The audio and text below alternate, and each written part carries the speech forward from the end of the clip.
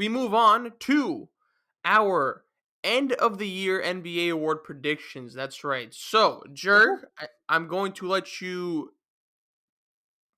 tell the audience what the awards are because I forget because my memory sucks. And then, of course, I think after that, we'll end off with our all NBA teams. So, Jurg, what are we going to predict right now? Which awards are we predicting? So we are going to run through the main awards in the NBA, which of course are the Most Valuable Player Award, the Rookie of the Year Award, the Sixth Man of the Year Award, the Defensive Player of the Year, the Most Improved Player of the Year, and ultimately the Coach of the Year.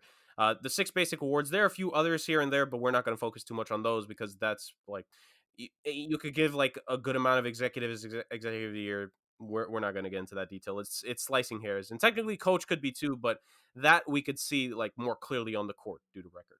And then afterwards, we are going to go through our All NBA first, second, and third teams. It's a popular thing of who is going to be voted on these teams, and every year it feels like someone is getting done wrong. Will Always. someone be done wrong on one of our lists? Possibly. Just wait and keep listening. So, moving on from that, we're gonna hit the awards first, gentlemen. Chris, I'm gonna throw it over to you first. All right. So, where do you guys want to start off at? Uh, well, since we're ending with the All NBA teams, let's start with the big shebang first. Let's go with your MVP pick. All right, I think we're in general consensus here. My MVP. You know what? For the first a majority, yeah, for the first like couple months, it was fluctuating between two players, and then those two players got hurt, and then this player was always lurking in the shadows, and then I think he just surpassed those two. My MVP, and I'm pretty sure it's all of ours, is Nikola Jokic. He's always been this good. I feel like. Oh But yeah. this year, I guess it's more apparent now. I don't know. It's more apparent now because I think the Nuggets being good helps put them in the stratosphere in the public eye a little more as well. But the Nuggets have always, I mean, no, I mean the last 2 years they've been in that echelon of top tier teams. Whereas I think before that they were just coming into their own. But yeah, Nikola Jokic. I'm looking at the stats right now: 26.5 points per game, 10.8 rebounds, 8.4 assists. Yeah, almost 40% from the three. 56% field goal percentage in general. I mean, the dude does legitimately everything for this team. He's the reason why they are that good. I understand Jamal Murray's a thing, and I understand Michael Porter, but Jokic finds those guys, man. Like, Jokic makes the game so much easier for everyone around him. I do think he's a little underrated defensively. I understand that he gets a lot of flack for being kind of ass on the defensive end, but and coming from me too because I've also criticized him, but I don't think he gets much credit on the defensive end. As like I understand he's not the best, but I think he's strong enough to at least pose a little bit of a threat towards like the other team's big men. But I mean that I'm not looking at that primarily. I'm looking at everything else. A lot of people again we criticize the defense, but he legitimately does everything else. He's a crazy good bad shot maker. If you guys know what I'm talking about. But Yeah. again, he could shoot the three. He's a god-given passer. He could rebound the ball, and he could shoot, bro. Like that's crazy. Like he could literally do everything. And I think Murray has. I think Murray's out. Yeah, Murray's out till next year, and I think a lot of people expected the drop off. But I think, I mean, let's give Michael Porter Jr. some credit because he's been on a tear lately. But again, Jokic is that good that they are able to stay in that fourth seed. And I think with Murray, they could have been competing for a 2 seed, to be honest, in my opinion. But ultimately, I think they could have gone the third seed, like from a concrete standpoint. I think for sure they would have gotten the 3 seed with Murray healthy. But Jokic, he is the Denver Nuggets. He makes them who they are. Guys, agree with me. Yeah, I will. You're not going to hear a complaint from me. Um, I just real quick before I throw it over to Dame, you mentioned Murray being out. They're 11-4 since Murray went out for the year. And while of course Porter Jr. and other guys have done well, this is Nikola Jokic's team, and this season is ultimately going to belong to him. He has 15 triple doubles this season. He has a win share in terms of advanced stats. His win shares is at 15. His box plus minus is 11.5. His PER is off the charts. Like he's just been on another level this season, and with again in part because of the injuries that other guys had, but even if those guys had just been a little bit healthier, I still think where Denver was at the start, which was struggling, us wondering if they were one of the teams that didn't get as much rest compared to the other every other team except for the Heat and the Lakers. Like they also didn't have a long off season. and you take where they were at the start, pretty good in the middle, and then strong finish this year with losing one of their key pieces. Jokic has been that dude. And of course, we're gonna support one of our guys from the Balkans. We're gonna give him the MVP for sure. So Jokic is our guy. Dame, I assume you're gonna round out the trifecta here. Yeah, I do have Jokic. Jokic, you bum. Bro, shut up. Same shit. No, it's not. Whatever. But beginning of the season, it was really between LeBron and Embiid, and Jokic was kind of lacking behind. They were a really low seed, but now with Murray and without Murray, they've really risen up the rankings. They're the 4 seed now, so I think that really helps his case as well. And honestly, it's Jokic because he doesn't really have competition either. Like, who else can you really say could be MVP besides him?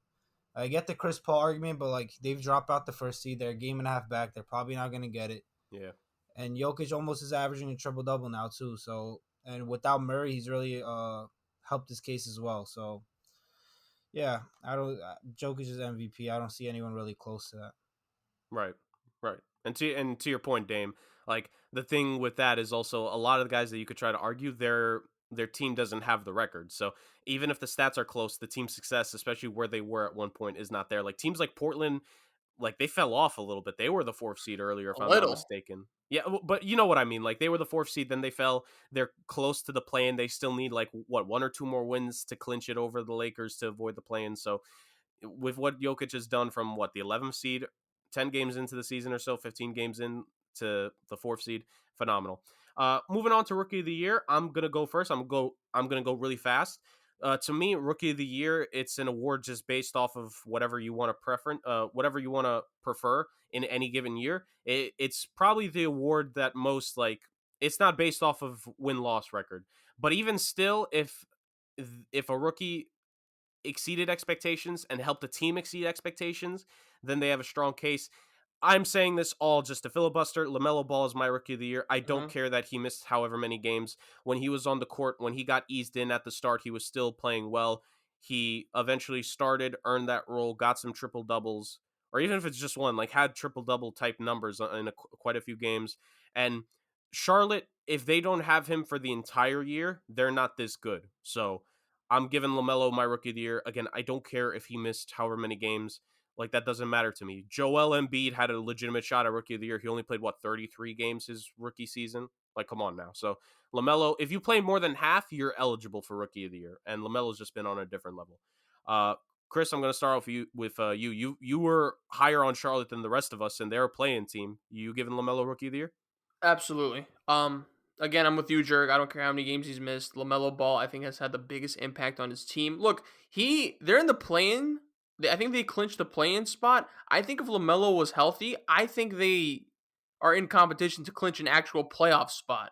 Right. I think they're in the echelon with the Knicks, the Hawks, and the Miami Heat. I think LaMelo being out really kind of like that team suffered a bit. They don't have their main facilitator, and LaMelo Ball, stats wise, 15.8 points per game, 6 rebounds, and 6.2 assists. Dude, this kid does everything. Obviously, like defensive side, I think he's given them an identity. He's elevated the play of. I think Terry Rozier has a little bit more freedom where he doesn't have to do everything. He could focus on scoring and kind of less on facilitating, and I think it's better for Terry Rozier because he's more of a scorer and less of a facilitator. But Agreed. he's opened up opportunities for Miles Bridges, who I think has just been exceeding expectations. PJ Washington has took a step up, and I keep forgetting Gordon Hayward is on this team, right? And he's also hurt, but yeah, I think LaMelo Ball is the glue to that team, and I think they're gonna be extremely difficult. In the upcoming seasons, I think this season was perfect for them because they kind of established identity. They know what LaMelo Ball is, and I think they're gonna have more talent going forward. So, yeah, LaMelo Ball, Dame. Say that LaMelo's Rookie of the Year, but you think Anthony Edwards is decent. Go ahead. No, I okay. I do think LaMelo Ball's Rookie of the Year, but I think if he would have missed the rest of the season instead of coming back, I would have probably had Anthony Edwards. Mm-hmm. But I think the fact that he did come back and he didn't miss all these games at the end of the season really helped his case as well. Like you guys said, no, there's no rookie that had a bigger impact, whether it was individually or on his team, than LaMelo Ball. He does the scoring, he does the passing, rebounding. winning. Like he does it all for his team, and obviously the Hornets wouldn't be where they are without him. Anthony Edwards has D'Angelo Russell and Cat, and they're like the worst team in the league. So that doesn't help his cases at all. But LaMelo Ball with the winning and the way he affects every facet of the game, that's why I have him as Rookie of the Year. Right. Okay. Right. And like Dame said, like we're gonna give credit, like Edwards put up scoring, especially he was slowly starting to shoot better towards the end of the year. Tyrese Halliburton had a good campaign. He also like his campaign was ended due to injury. James Wiseman had some flashes, but again, injury for him. I don't think he was ever allowed to get in the groove. Emmanuel quickly on the Knicks Ah, performed well. Like he definitely deserves his props. Probably going to be first team all rookie, to be honest. So there were some good rookies, but when you combine everything, head and shoulders above them because of the impact he had. Like you cannot say there was any rookie in the league this season that had a greater impact than LaMelo, because unlike the reason why I'd give him just the edge over quickly would be because LaMelo didn't have a bona fide number one guy on that team. Like Julius Randle did become that, yes, but Gordon Hayward had a lot more question marks, and Terry Rozier had a lot more question marks coming into this season than a team like that should have. So that's why I would say that for LaMelo. I Jurg. know Let's hold up. No, I think Julius Randle. There was a question mark on whether to be on the team or not. To be honest. he had 18 points. Come on, 18 points per game last season. That's better Yeah, but than they were like those are like a fake 18 points. Just like you know what I'm saying. But yeah, right, I mean, I get your argument. I get your argument. right. But Rozier and Hayward wouldn't have looked good this season, like you said. Like they got to focus just on scoring. LaMelo could be the facilitator, and that All helped right. both of them. So moving on, Dame. I'm gonna throw it over to you first for the Sixth Man of the Year award. Who, in your opinion, was the best player off the bench in this NBA season? It's the same one I had pre mid season when Chris wasn't here and he stole my awards. I have Jordan Clarkson. He's just been the best scorer off the bench, and I don't really like saying that his team's record really helped him, but like he is on the best team in the league record wise, even though they're frauds and not gonna do anything in the playoffs. But he's really stepped up big for them. Like I don't think any of us really expected him to be this good off the bench and be their best bench scorer, even because they have so many of them. But I think he's averaging like 18 or 19 points or something like that. Like he's just the best. He's been the best bench player this year. So I have him as Sixth Man of the Year. Right. Chris, any arguments? You going to try to pick a Nick player, or is Jordan Clarkson getting this? Yes, Jordan Clarkson's getting this. Like he has been like a crazy scorer off the bench for the Utah Jazz, and a lot of times when Mitchell isn't playing or Conley isn't playing, he kind of holds down the scoring load. Like 18 points per game off the bench. I mean, he's like there's a lot of times where he just like shoots the lights out of the ball. Like he'd be taking 33 shot attempts, but I mean he's got the green light, so why not? Yeah. Don't have to say much about it. He's the staple of that Utah bench. He's literally the reason why Mitchell could get a breather, to be honest. But go ahead, Yeah. Jerk. You No, agree, yeah, right? he's their second leading scorer on the team off the bench. Like, uh, and when I say that, I'm a second overall, like leading scorer off the bench. But when you factor in the starters too, he's the second best scorer on that team, only behind Donovan Mitchell. So Jordan Clarkson has been extremely valuable for Utah this season. I kind of expected at least a Sixth Man of the Year caliber campaign in the preseason because I think we saw flashes of it in like his previous teams. This has just been the best team he's been allowed to be on for a whole year. He was on the last Cavs team that LeBron carried to the finals, like he was Atlas carrying the globe, but Clarkson wasn't there the whole year. So in terms of a team being on a team the whole year, this is the best team he's ever been on, and he's gotten to make such a massive impact with his scoring. And like you said, he has a green light, and this is almost like he's not the same shooter per se on a nightly basis, you could say, but Lou Will on the Clippers, like that's the best Yeah. comparison for him. Like just a bucket getter, like just a pure bucket getter. He could get you 25 on a given night potentially. So that's a W for that. So we are sweeping the awards so far, and that will that continue because there has been a lot of conversation late into the season for the Defensive Player of the Year award and who could come away with that. Now I think I want to go I'll, first. If anybody has I'll give it Gobert, to I'm Chris. leaving. I'm gonna give it to Chris first. I'll give it to you, Chris. But I'm really interested because a lot of people have been pushing for other Uh, players. okay. Go. No, yeah, go. Yeah, so Gobert has won, what, the last 2 seasons? He's won two. I don't know if it was the last two, but he has won two. Yes. Okay, so I understand that Don't do Gobert it. is the Do not staple. do Could you it. shut up and let me talk? I understand that Gobert is the enforcement of that Utah defense, and like literally he literally shapes Utah's defense. He alters the other team's game plan because he's just that tall, and I just think I understand there's a lot of dislike towards him, as you could just hear from Damien's tone. Uh, I mean, I think it's just the stigma of the Utah Jazz. They're just not a likable team besides maybe Donovan Mitchell. I mean, I don't know. There's something about the Jazz that just a lot of people don't like, and I feel like they don't know they don't like. But I think there's Rudy Gobert fatigue, and rightfully so. Ben Simmons, I think I would put ahead of Rudy Gobert because Ben Simmons really does lock up the opposing team's players, whether it's the 1 to 5, to be honest. I think Gobert is kind of limited to just big men. But I am going with neither of them. My Oh defensive no. player of the year Oh, is Bam Adebayo from the Miami yes, Heat.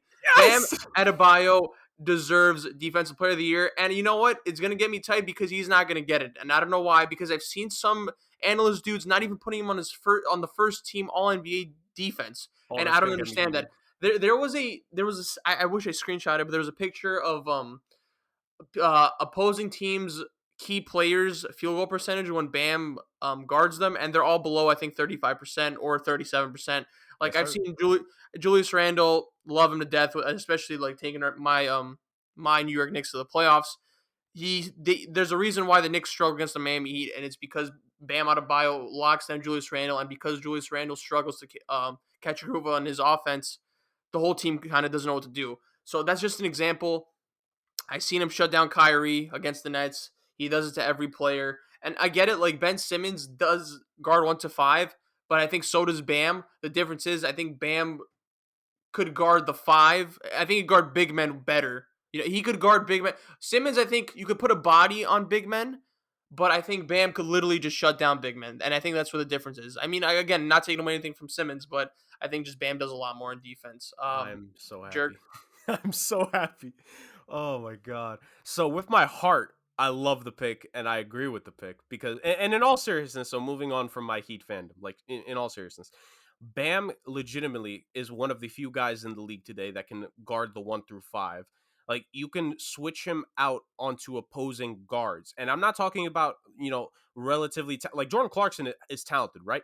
But there are times when Miami will legitimately have him go out there, and like you said, he'll defend Kyrie on a few possessions. He even defended Curry a few times on some possessions. Like Mitchell, Booker, he has no fear in him to go after people defensively.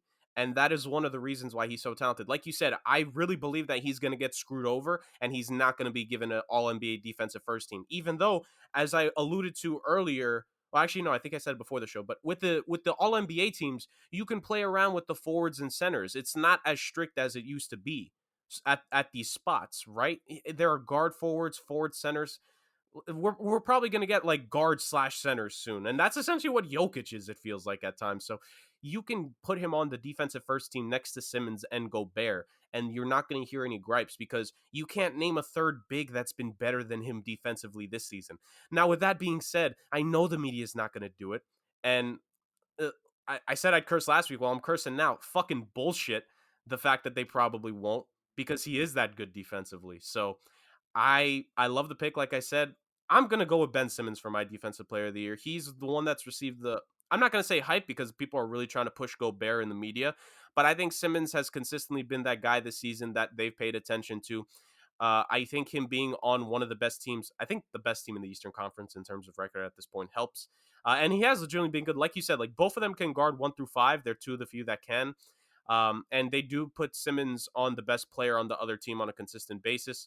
Again, it's similar. Like you could go either way, and my heart is gonna have Adebayo as my pick, but my brain knows that it's gonna end up in emotional disappointment. So I'm just gonna run with Simmons. But again, no disrespect to Simmons. I'll let Dame go into more detail because I think I know who he's gonna pick. He's got Simmons. So yeah, Dame, give the bigger breakdown as to why good old Aussie from down under is gonna win a defensive player of the year. Same thing as I had my midseason awards, and I have Ben Simmons as well. But I didn't think Bam was a bad choice until Chris picked it. So, but I have Ben Simmons because he does, like you guys said. You guys said basically everything I was gonna say. He does guard the best player, night in, night out. Not saying that Bam can't, but I've just seen Ben Simmons do it from tip off to the end of the game. Bam can do it when he like kind of switches off, or like say a player's hot, they'll switch Bam on him to shut him down. But I've seen Ben Simmons do it from tip off to the end of the game, and he's done it from guards, from to Kyrie to forwards like LeBron to guys like Giannis. He's done it from 1 to 5, from the start of the game to the end of the game. And he's done it all year long. That's why I have him. But I wouldn't say Bam is a bad choice. If Gobert wins, it's ridiculous because I see it every night. It's a highlight of him getting cooked, him getting dunked on, him getting crossed. It's always something every single night, and I'm sick and Right. He's a tired of people meme. thinking he's a good. Exactly, like you can't be defensive player of the year if you're a meme. Like it's in the rule book. I know it's somewhere there. All Yeah. right. Yeah. Okay. I think he may not I be think wrong. the odds. I think he's favorited. He shouldn't be. He really shouldn't be. The thing is just like I remember like I think Kawhi wanted back to back. That was I think deserved though. Kawhi was no no no literally no the no best no. perimeter defensive That's player in not the that's game. not what I'm getting at. I feel like well, I think Kawhi has taken a step back because he's put a focus more on offense, right? But Right. I feel like a part of me was just like, if we're just going off the logistics and like the actuality of it, Kawhi would win every year, like in that 5 year span, right? Where just Kawhi was locking everyone up. Right. But I think there's such thing as like voter fatigue, right? Where it's just like, Yeah. oh, we can't do this. Like Giannis has been putting up very good stats. He's not winning MVP this year, and the Bucks are what, second spot, the second or third. They're almost So second. They're they're like a almost half game second, right? behind. And Giannis is putting up similar stats than what he did in his MVP years. So I do think voter fatigue is a thing. I don't know. I think the lack of there's the MVP race is a little bit more expanded. Yeah. And I think defensive player of the year is down to 3 people, to be honest. Right. It's Gobert, it's Simmons, and I think it's Bam. I think it's Bam. I hope it's Bam. It But better be. I don't know. I don't necessarily know. I don't know. Dame, you got to tell people to step up on defense if dude's out here, if it's just like a 3-man race the whole time, If I may say really fast, like I think part of the reason why the three of us, and aside from voter fatigue as well, like we kind of detailed it with talking about Simmons and Bam, and then let's talk about Giannis and another guy who he said earlier he thinks he's the defensive player of the year. Now, do we disagree? Yeah, but Drew Holiday as well. Like the best defenders in the game now, they guard multiple positions. Gobert cannot do that unless the power forward on the other team can't shoot. He can't leave the paint. Like Dame said, he's gonna look like a fool. So I just like, can you give it to him once or twice? Yes, but he cannot be a 3-time defensive player of the year in today's league where the offense is not just predicated around the rim anymore. That's not where the value is defensively. It's in a Simmons. It's in an Adebayo. Hell, one of his defensive player of the years, Paul George, I think was second or third, and Paul George should have gotten it that year because he was doing what Simmons is doing this season, and I think he led the league in steals or was second. So it's it's weird, like you said, Chris. Like there is voter fatigue, but for some reason they're pushing Gobert to be in this race when he doesn't deserve it this season. Like I know Utah's good, but this doesn't feel like the same impact in previous years. No, I feel you. And to kind of move on, to kind of cap it off, because I don't want to talk about Gobert any further, but like, Yep. I don't want us to make it seem like we're taking anything away from him as a defensive player. Like, Right. he's literally the Utah defense, right? And he yeah. does have an impact on the floor, obviously, but I don't know. I just think I feel like there's politics in like these voters in these voting situations. I feel like, but I don't know where the politics stem from because I think the Jazz are a disrespected team, to be honest. It's just random. Like, remember last season? Oh, I forgot the dude's name. I wish I knew it off the top of my head. But there was a guy last season that didn't vote Ja for. I know what you're talking about. I don't know. He voted Zion, and he was like, "Oh, Ja wasn't the first overall pick." Like, you idiot! That's not what it's based off of. Like, come on. I don't know, man. I feel like I feel like there's just old people voting. I think it's just old people voting. We need some new people in there. But all right, Jurg, move on. The day the Somewhat Sports Podcast actually gets a vote for an award, That's true. That's true. It'll be a banner day. So moving on, like you said, Chris, we're gonna go through these next two pretty fast. The Most Improved Player of the Year award. I'm going to go first. I didn't think I'd be giving this guy the award because my thing with Most Improved, I want to give it to a guy that has a true and proper breakout season. Like guys who have made leaps before, like Monte Ellis, Danny Granger, Paul George, Giannis, Butler. Like those are guys that made leaps massively for the first time. And that's who, and Victor Oladipo, like those are guys who I tend to give the award to. But I think because the two favorites for it got hurt earlier in the year, this guy is going to win it. I'm not going to say he doesn't deserve it, but based off of how I think the award usually goes, Tread lightly, Jurg. this isn't his first time doing these kinds of stats. He's put up 20 and like 9 before. But when you look at everything, he's going to get it. And this season, it belongs to him. Julius Randle is my most improved player of the year. Yeah. Yeah. Yes. And I can hear from the two reactions. I think I know who you guys both picked. Dame, you got Randle?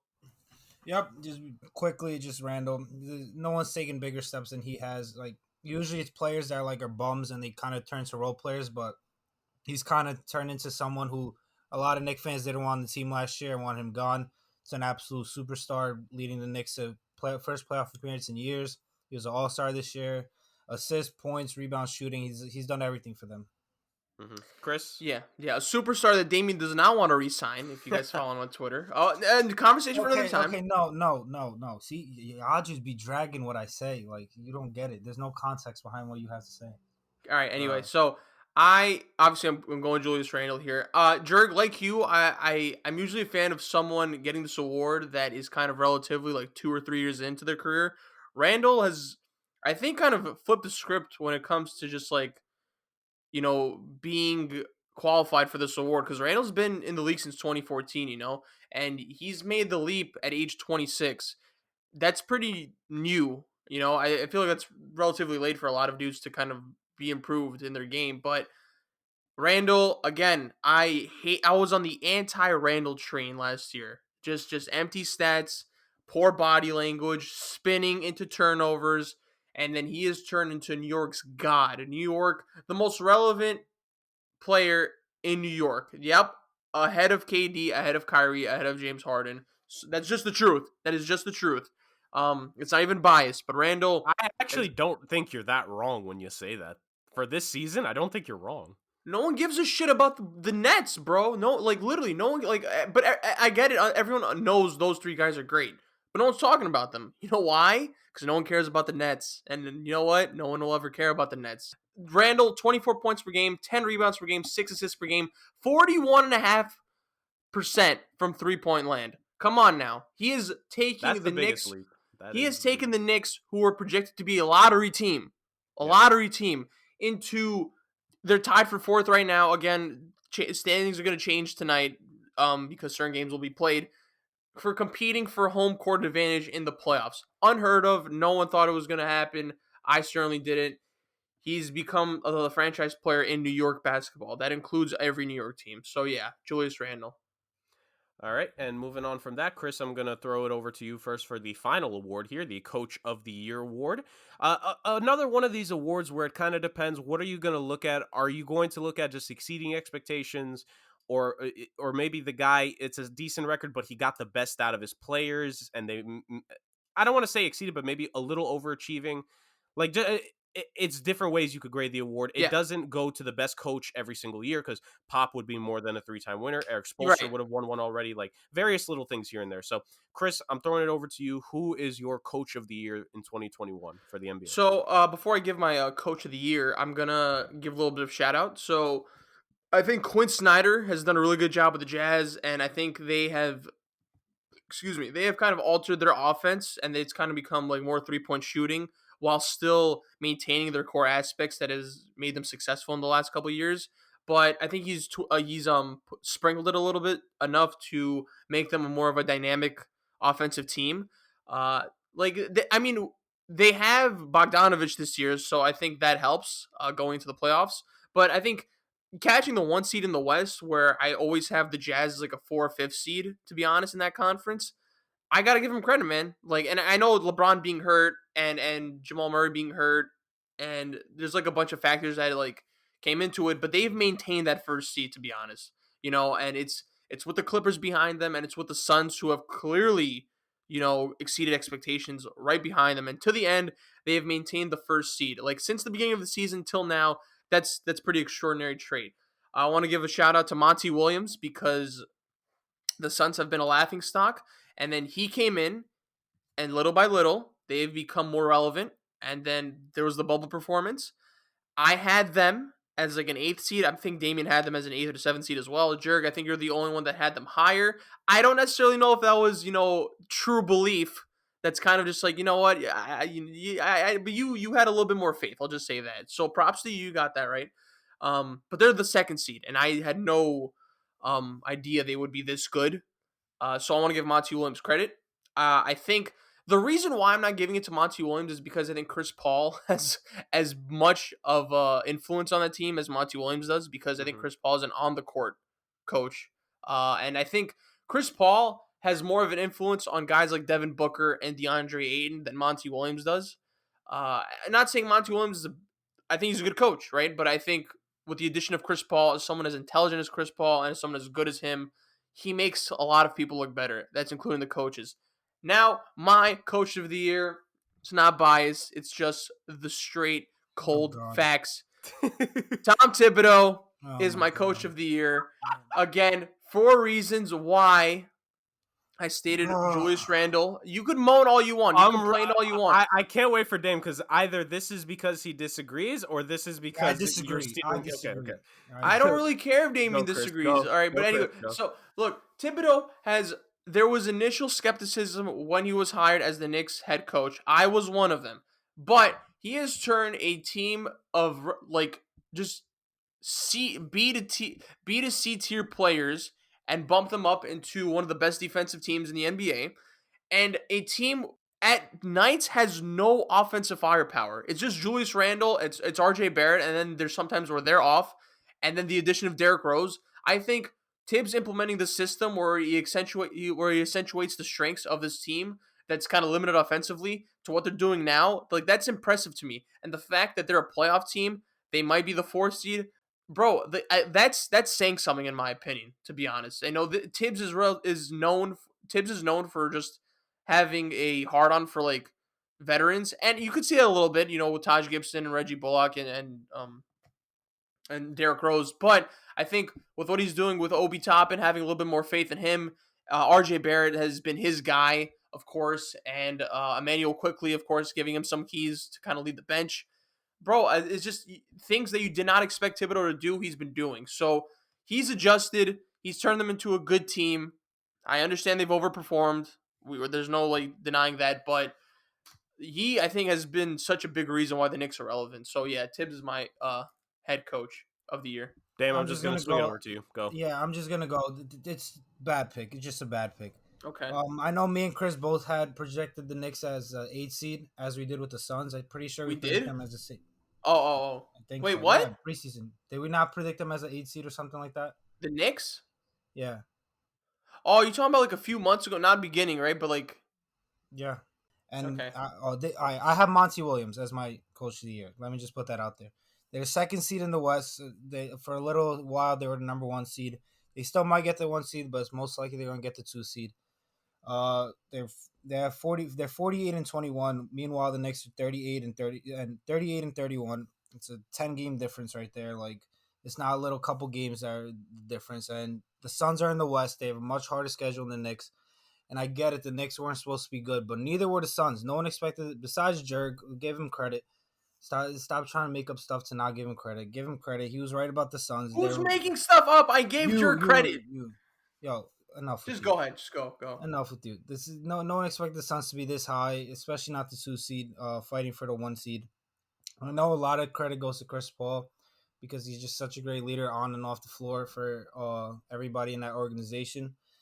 But Monty Williams you got to give him his credit too. Like, he puts the right lineups in, he puts the right players in, he puts the players in position to be successful. I'm not gonna shout on the Knicks as much, but because that's my team, obviously, I'm just gonna credit the Suns. But the Suns weren't supposed to be here, and they are here, and big credit of that goes to Monty Williams. Okay. Really quick, just because I have it, and we're nowhere near perfect, but back in December, we did our seeding predictions for the league. You can find that on the SomeWhatSports IG page. For full disclosure, while I did get the Suns right, I also horribly missed on the Utah Jazz, who I had as the 8th seed, and I had Portland missing out as well, so yikes. You guys did not have the Knicks as your 8th seeds. Chris had the Pacers, and Dame had the Hawks. So I think. Oh, you're talking about like the one we did like a month ago, right? December. Yeah, but we also did like our final predictions like a month ago, I believe. I do not. I do not have the post for I'll that. That's I'll what I'll up there. link you. Whatever. Go ahead, Drew. Anyways, so but that was just preseason, so that's what I thought we were going off of. But yeah, like I think midseason we all said the Knicks were probably gonna make it. Ultimately, my coach of the year, I'm gonna go with Dame. I think Monty Williams is probably gonna get it because I think the thing with Monty Williams, it's been a 2-year build with him because going back to his first year there, you started to see Phoenix build, and DeAndre Ayton and Devin Booker were making improvements. Like Devin Booker improved a lot when Monty Williams finally took over, when he finally got a coach with consistency. And I think every single coach needs that one guy to rely on to be that extension of himself on the floor. And I don't think that's a bad thing because I think every coach that finds some success, you have that. I think in Utah, Quinn Snyder has it in a veteran floor general with Mike Conley. Any coach that's had LeBron that's had him. He's essentially another coach on the floor as well as being a player and maybe the owner sometimes in GM. Like you just have that. Like the great guards can be extensions of the coach, and I don't think that should go against the coach. So Chris Paul being there, like the two of them had rapport from before, and I think that helped ultimately the team really buy into everything. And like I said, like I had them yes as the 4th seed, and I did fully believe in that. But even they went above my expectations because Ayton, even though stats wise he hasn't lived up to it, he's still been very good for the team, still fulfilling his role with a double double. Some of the role players on this team that I just did not expect to maybe have this kind of impact quick did. Crowder's been a nice veteran. Cam Johnson has been a surprise to me. He's been a lot better than at least that I thought he would be, and that I heard from some people. Like there wasn't a lot of expectations for what he could have done in Phoenix. He's become like a nice little role player for them. And of course, Chris Paul and Devin Booker, the two of them are like the guys on this team. And Monty Williams, like that's a trio right there of two players and a coach that worked well. And I think you could give that to him. My next pick would be Quinn Snyder. Again, kind of to make up for the fact that like I had him as my 8th seed and they got the 1st seed essentially. Let me give it to him. Again, similar thing, role players performing well. Donovan Mitchell looks like a bona fide superstar this season. And while we're all sick of it, the fact that Rudy Gobert has snuck into the Defensive Player of the Year race again, in part, Snyder always puts him out there. So, like, there's that. But yeah, so those are our official selections for the 2021 NBA season awards. I'm just going to say 2021 because they only played like 6 days of 2020. So, moving on to our all NBA teams. So we're just going to do the teams on offense, maybe defense and rookie teams. Like we'll do it as like a special thing. If not, if we don't. But the big focus is the all NBA teams, like I mentioned earlier. Uh, the first, the second, and the third team. 15 players to choose from. So, gentlemen, who wants to start things off? I'll start. I'll go first. No, All I'll go right. first. No. Go ahead, Dame. Go, Dame. Yeah. How we gonna do? We're just gonna go straight 5, right? Yeah, go. We're gonna do one team at a time. So like we're all gonna do our first, then yeah. Yeah. Okay, so I have my 2 guards. I have Steph and Lillard. Then I have Giannis, Jokic, and Embiid. There's not really much to say about the only controversial one. I guess would be Lillard because you could put CP3 in there or Luca. But I think Lillard really cemented his spot on the first NBA All NBA team when CJ McCollum and Nurkic are out. He was putting up absolutely crazy numbers. He was winning games. He was scoring 50, 60 points every night. You'd see him on Sports Center with these awesome games and most importantly winning games, keeping his team afloat. They're what, the 5th seed now or the 6th seed? Like if he didn't have these crazy monster games, like they could have been in the playing game right now, but he kept his team afloat when 2 of their 3 best players are out. So that's why I would have him there. Obviously, just obviously you have Steph just doing Steph things, especially the second half of the season. He's really it's unspeakable what he's done. Giannis, I know we talked about this for the MVP, how there's voter fatigue, but he's putting up great numbers, better than his MVP numbers. And then you have Jokic, who's, as you all agreed, is MVP, and Embiid, who many people agreed was MVP before he got hurt. So I had to round that out. That's my 5. Yeah. Right. I have a very similar 5, so I'll go real fast. At one of my guard spots, I have Wardell Stephen Curry II. He's been an absolute stud this season. If the Warriors were actually a competent team, he would have a legitimate shot at MVP because the numbers he's putting up, like he has better points per game than he did when he won his MVPs, and his win shares is almost at 9. Offensive box plus minus is at 8. It's just absolutely insane.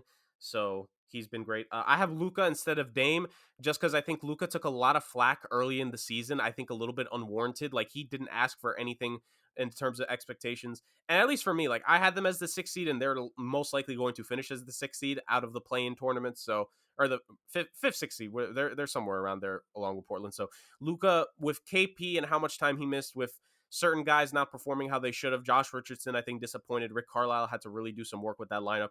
He had some outstanding games. While people may look statistically, it's not as impressive as last year. I still think like his impact, like he really helped that team like pull to where they are. So I got Luka as my other first team guard.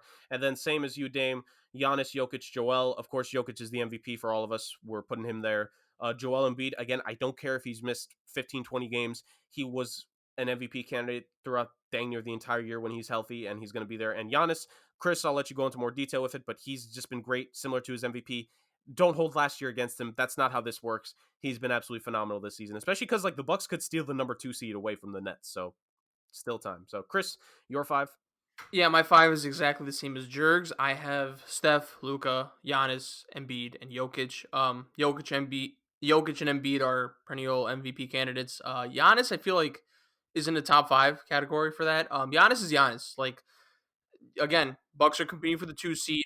He's putting up crazy numbers. Giannis is doing Giannis things, and he also holds down the fort on defense as well. He's doing exactly what he's been always doing, So literally nothing's changed. Yeah.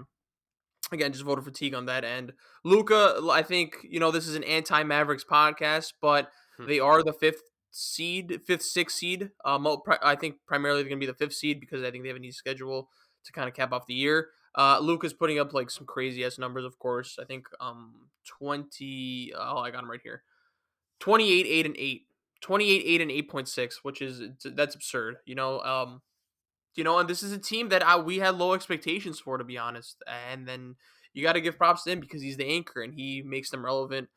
And he makes players better while, going on a scoring tear. And of course, Steph Curry, I don't have to say much about it. He's on another planet right now. I think he caught fire towards the second half of the season. The first half, I think he was catching criticism because he was quote unquote getting exposed. I think that was more so towards the Warriors who were underperforming. But Steph Curry, of course, is always Steph Curry.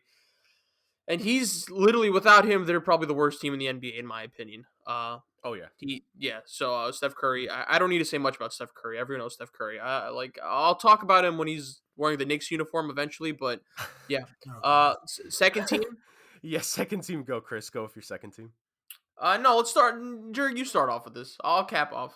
All right. So my second team, of course, I have Damian Lillard as one of my guards. So I got to give it to him. Like him, Luka, and Steph. Like one of those 3 is going to be left out. And some people might put Luka on their first team, but just as one of their forwards. Like that could be a possibility because he's a guard/forward. So there's that. But yeah, I have Dame on it. Like our Dame said before, he's just been phenomenal this season. It's really splitting hairs when you consider who you want for your first and second team. I just have him on my second team. Like by like a percentile, like it's not by a big margin. So there's that. I have Bradley Beal as my other second team guard. I think Bradley Beal was absolutely snubbed of a lot of accolades last season, and I know that a lot of people want to give Russell Westbrook the credit for them being so close, but I'm just going to say this, and I've hit on these stats quite a bit today, and I'm going to hit on them again. Bradley Beal's win share this season is at 5.9, and his offensive box plus minus is 5.1. When you look at Westbrook, his offensive win share, just his offensive win share, is only a 0.3. Only a 0.3. His total win share is 3.3. 2.5 lower than Beal's, and his offensive box plus minus is just a 2.4. So if I'm giving it to one of them, I'm gonna give it to the guy who he's had to deal with the burden of carrying this team more often than not. So I'm giving it to Beal. He 31 points this season. Only Steph is scoring more than him. It's absolutely insane. And his true shooting percentage is like very close to 60% too, by the way. It's at like 59.6 or 7. So when you consider he's the number 1 option every single night, and that defense is going to go at him every single night, like he was putting up the 40, 50, 60 pointers like at the beginning of the year. So I'm giving it to Beal. My second team forwards. So let's go with Jason Tatum first. I think he's been phenomenal this season. I think Boston, if it wasn't for him coming back from COVID, and like it was rough at first, but then he really bounced back, averaging 26 and 7 and 4.5 assists per game. If he doesn't bounce back this way after COVID and dealing with some stuff, And there was an injury scare too, by the way. Like if he a couple games ago, if he doesn't come back from that, if he doesn't come back from COVID hard, the Celtics maybe even miss the play-in in general, or at least are just the 9th for the 10th seed. So that's why I'm giving him his spot here. This next one, I'm not a fan of it, but I know he's going to get one of these. Zion is on my second team. A 65% true shooting percentage. His field goal percentage is what, 60, 61%. 27. And look, don't get me wrong. He's been absolutely phenomenal this season. What, 27 points, 7 plus rebounds, a little under 4 assists a game. PER is above 25, I think, which is like, that's a superstar type level PER. I think Zion is going to get the votes for years to come. And when you consider the guys we have ahead of him, I wouldn't be shocked if they give him second team, and that's why I'm going here. And my final guy to round it out, I have Julius Randle on my All-NBA second team, actually, as my forward/center. 24, 10, and almost 6 assists per game. He's been absolutely phenomenal this season. Like, you can't take it away from him, completely flipping the script. Will he get paid next offseason? That's a wait and see. And, of course, like, these two kind of went into it earlier. It's a conversation for another time on the show. But, yeah, that is my All-NBA second team. All right. I think... Dame. Okay. Yeah. So my guards, I have CP3 and Luka. Obviously, Luka could be easily first team, and you could swap him out with Lillard. But I explained why I have Lillard on the first team, so I'm obviously gonna have Luka on the second team. I have CP3 as my guard in the second team because how I mentioned the MVP talk, like he's really changed this entire Suns team around. I know a lot of that has to do with Monty Williams, but CP3 is the one on the floor that's dictating the offense, and he's being great defensively as well. In my forward spot, I have 3 forwards. I have Kawhi Leonard, who's he still takes his days off and stuff, but he's played a lot more this year, so I'm gonna give him his credit. And the Clippers are, I think, 3rd seed right now, I believe, right? They're still a high seed, so I'm gonna give Kawhi his props. Then I have Julius Randle, of course. There's nothing else to say. Like we've praised Randle enough.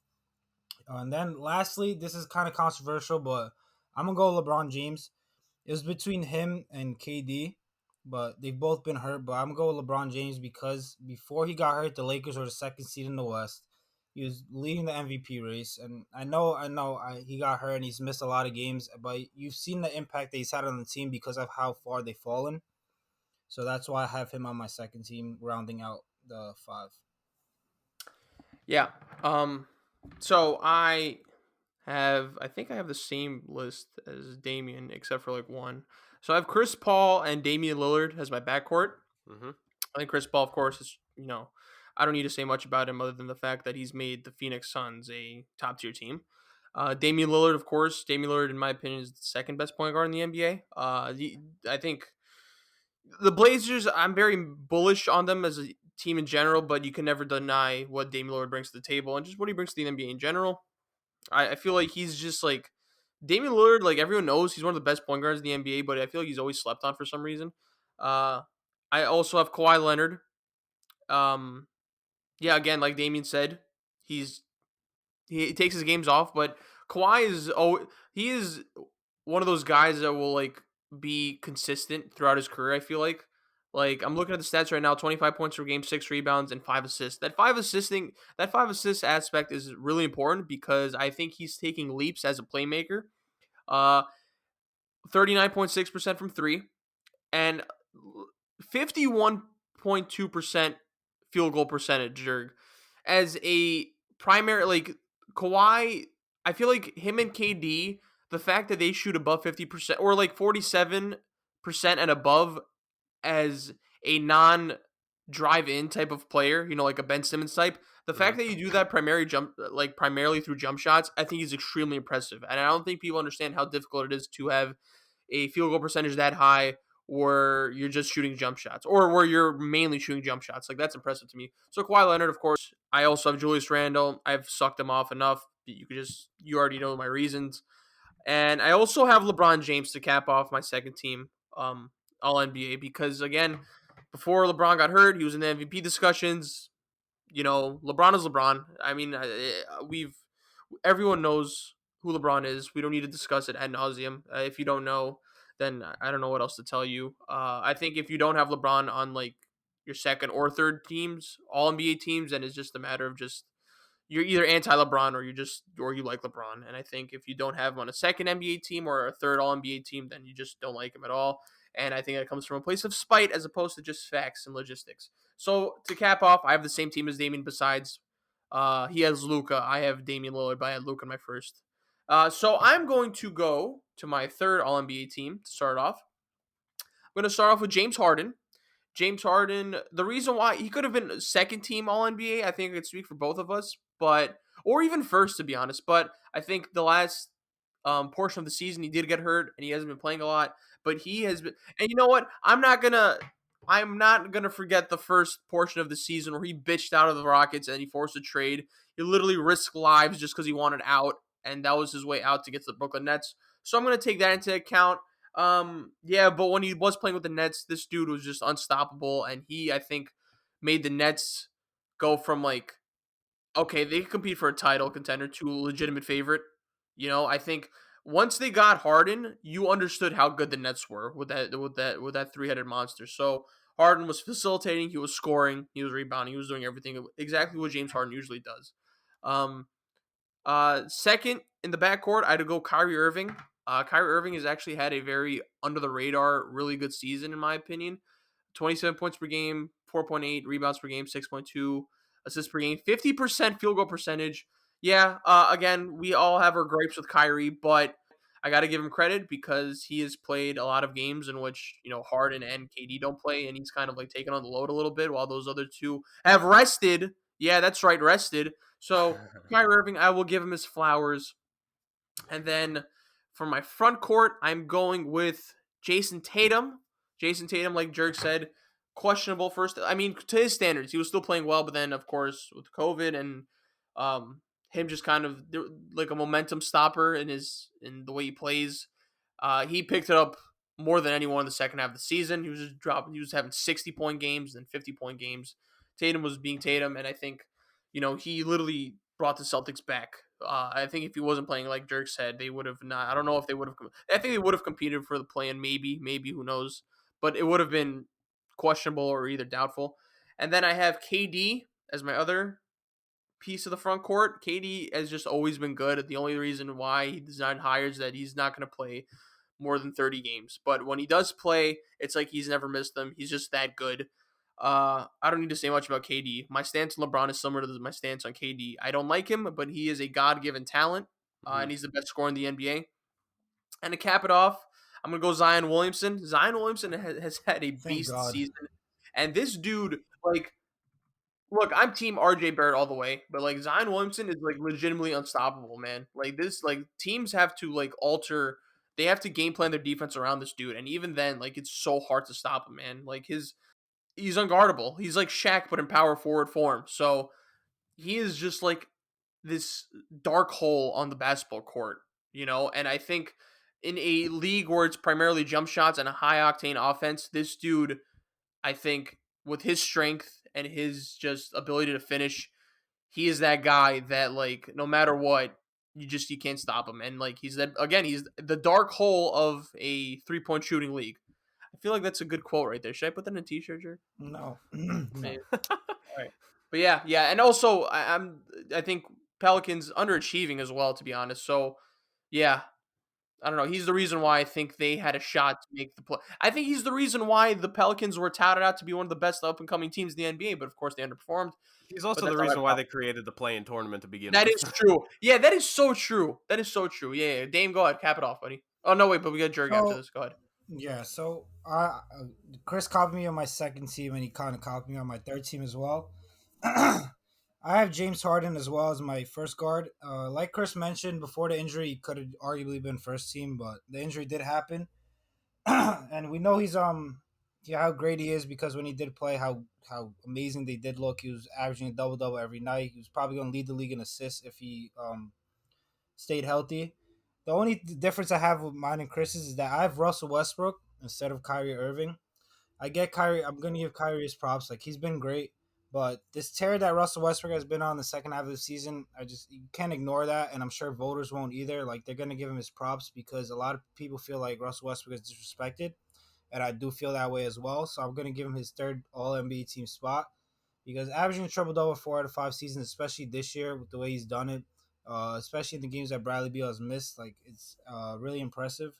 And then I've rounded out Tatum, KD, and Zion. Tatum he's just the only player the Celtics have right now, especially with Jaylen Brown missing the rest of the season. KD, obviously, when he was healthy, you could see how great he is, how effortlessly he can score the ball.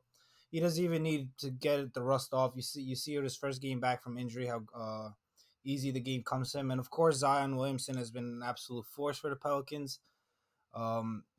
It's really hard for teams to stop him. I'm sure teams still haven't figured it out. Of course, the Pelicans suck. They can't put the right team around him, but Zion does get his props here and gets the third team All NBA. Okay, Okay, Jurg. so I'm easily going to have the most controversial list because Oh God. in terms of my third team. So my thing is this. I think with all the injuries that have hit a majority of the guys this season, I think this could be a year where you put a few new guys on the All NBA teams. Because coming back into next season, I think Kyrie, KD, and Harden are all going to be All NBA first or second team next season. I think Kawhi and LeBron are definitely going to be guys that are right back up there again, whether it's second team or whatnot. So I don't have the usual third team list that most would have. I will say this: I do have LeBron on my All NBA third team. So let me start that off. I'm not leaving him off overall. I think in the time that he played compared to a lot of other, like compared to KD, he played 13 more games I think on the season than Kevin Durant, 10 to 13, which I think is a massive enough gap to where, look, I love KD. I'm going to give him his credit, but 33 out of 72 games played.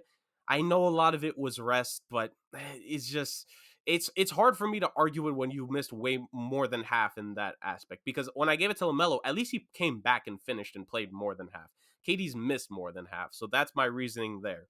So I do have LeBron on my third team. Um, I'm really gonna piss people off with these selections. My two guards. Let me go to my two guards. Again, I'm giving guys credit because they were there the whole season in this aspect. Spit it out, Jurg. Spit it out. I got Devin Booker and Donovan Mitchell as my guys. They took two Whoa. teams that people like. Look, Phoenix. Well, I said they were going to be the fourth seed, and I think only Kendrick Perkins was on that stand with me, which not exactly the ally you want, but I guess I had to take it. A lot of other people had them as the seventh, eighth seed. Well, Chris Paul, like the whole Chris Paul effect is real, and I do believe in Chris Paul, and I will fight for Chris Paul on the all-time NBA point guard list. Like, D Book is the franchise guy on that squad, and he continued to perform well this season. He is their go-to guy.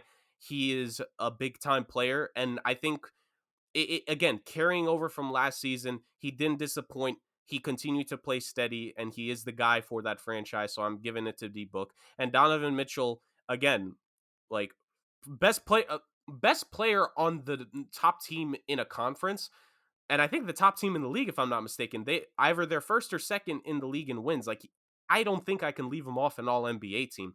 I know Kyrie and Harden have been phenomenal, but again, just missing like that little bit of games. I think this is the year where you can play around with just like with the All-Star game, you can play around a little bit with it. And I think the All NBA teams, Mitchell and Booker, are two guys where it's like, because of the depth of guards, who knows when they're going to get their next appearance or first appearance. So I'm going to give it to both of them here.